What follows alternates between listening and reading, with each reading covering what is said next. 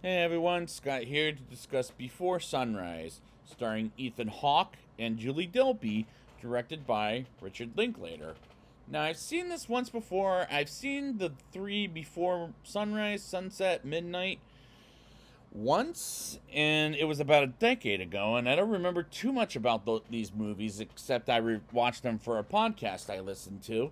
So let's see how good of a series this is, starting with Before Sunrise. So let's get into it. We open on a train from Budapest, Hungary to Vienna, Austria, where Jesse, played by Ethan Hawke, and Celine, played by Julie Delpy, happen to meet for the first time ever after hearing a married couple argue with each other. But Jesse and Celine talk for a long time because they like talking to each other as well as each other's company. While Jesse is supposed to be in Vienna doing some work as he does, and Celine is supposed to arrive in Paris, France, for her university, but goes on a beautiful adventure with in Vienna for one night with Jesse. And I really like these two as a first meet couple. And we know them very well by the end of the movie. And I hope they get married by the end of the movie too, as there's two sequels, so I predicted that. So I might predict that, but I don't know how the movie ends. I can't remember how the movie ends, so I can't really tell you. But I'll get to the ending when I get there.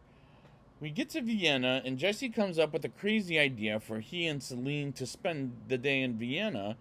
And he brings up if they don't hang out for one day, they'll regret it for the rest of their lives. And I really like the dialogue for introducing us to these two characters, are who these two characters are, and how we get to know them from the beginning of the movie. As this is a beautiful looking movie with the cinematography that looks stunning, in my opinion. They walk around Vienna and bump into a couple of guys who are actors, not professionally, as they say museums are closed for the day, and the two actors, not professionally, invite them to their play about cows and other animals in the show, and they go on a bus and they play a question game about each other, and the movie is shot great, as this movie is engaging me with them just talking to one another, and the dialogue is sometimes funny, like a ha-ha kind of way.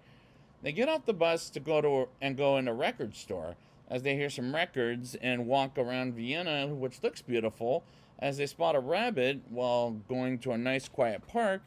And the shots in this whole movie made me look like a professional movie, despite made this whole movie, I'll say, look like a professional movie, despite this is an independent film. Jesse and Celine go to a carnival as it becomes a nighttime and have a gorgeous view of Vienna as they have their first kiss. And Jesse talks about how he was a mistake when his mother was pregnant with him, and that sounds tragic. They did get divorced later in life, while Celine's parents are still married to this day, and I'm glad they're still happy. And at the end of the conversation, Jesse jumps on the Ferris wheel. Well, not Ferris wheel, but like, yeah, anyways. Well, not Ferris wheel, but more like a horsey jumping ride. And we move on to Jesse and Celine at dinner, and a psychic lady comes up to them and tells where she came from, and telling them she is a stardust. And I'm enjoying myself watching this movie the first time and two more times for the show, as this is a very good movie with a great dialogue. They go to a church, and this is a beautiful looking scene as she talks about the last time she was in a church and have a nice, decent chat about God. And this isn't a movie about the Bible, as this is a romance between two people at best, as Jesse tells an inappropriate story in the church. And they continue walking and talking and having a great time as they bump into a guy who asks them to pick a word, and they say milkshake after an argument they briefly had, and he reads a poem about them with the word milkshake, which was beautiful to hear. And as for their romance, they have a great and beautiful chemistry with each other that they'll return in between this and Before Sunset. And Waking Life, which is a movie I cannot wait to talk about, as the same characters they're named in this movie, but in animated form. They go in a club and hear music that sounds more pleasant than any club with loud music in general. And Celine buys Jesse a beer, meanwhile playing a little pinball while she tells Jesse about how she broke up with her ex-boyfriend 6 months ago and how terrible he was in general. And the scene is well acted, as I believe in their stories about their previous relationships, as it convinced me as an audience member.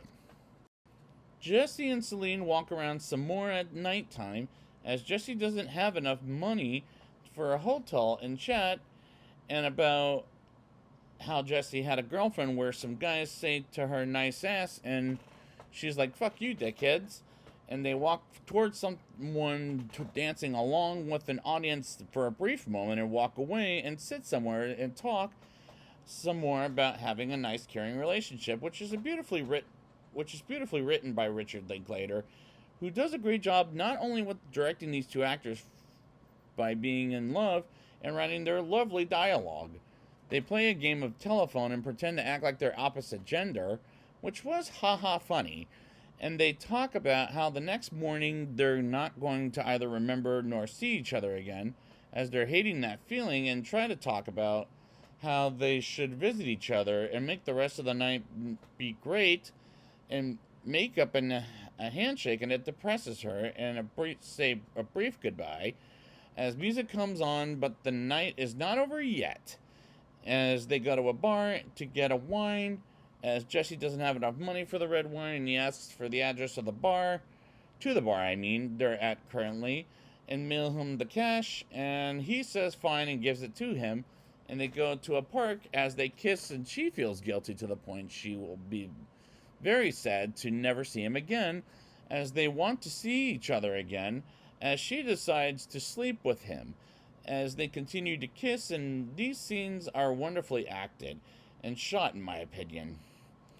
The next day comes, and Jesse has to go back on the train to America and to the airport at the train station, and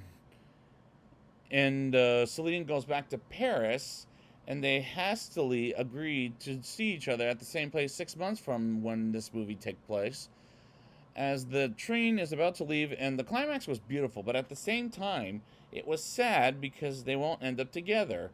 Maybe that's for the next movie, as it has almost been a decade since I've seen that movie, as well as Before Midnight, and I really think, in my opinion, this is the best romance movie ever without seeing The Notebook. And I have to confess, I have never seen The Notebook thus so far, as I might review it next year, but this is my favorite romance movie thus far.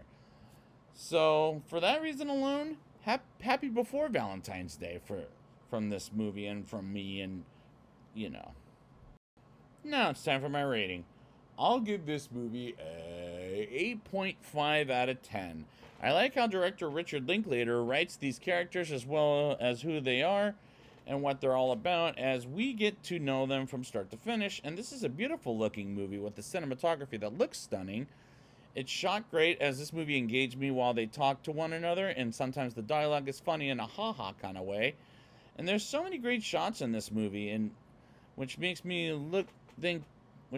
look like a professional movie despite it's an independent movie. I really enjoyed myself viewing this movie in the first time I've seen it, as well as the other two viewings for the show, and previously when I saw the movie about a decade ago. And I still really like the movie to this day, as this is a solid recommendation, as this is a good romance movie in my opinion. So I would like to thank you guys for joining me for this review, and next time I will be back with Suburbia. And until then, happy Valentine's Day.